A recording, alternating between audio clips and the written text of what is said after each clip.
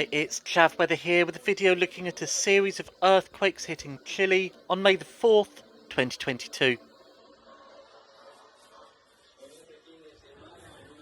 4 earthquakes measuring over 5 magnitude on the Richter scale were measured within a 10-hour period.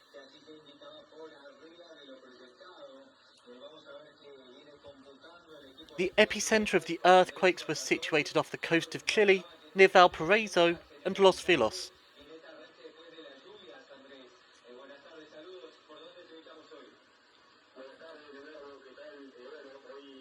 Tremors were felt in coastal regions as well as in the capital city of Santiago.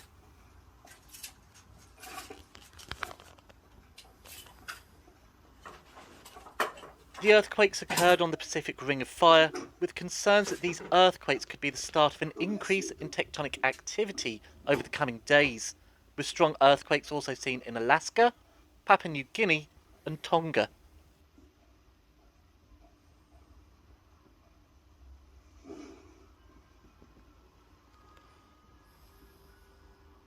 Thank you for watching, with special thanks to my Patreon members. Please comment, like and subscribe to the channel, and I'll be back with another video soon.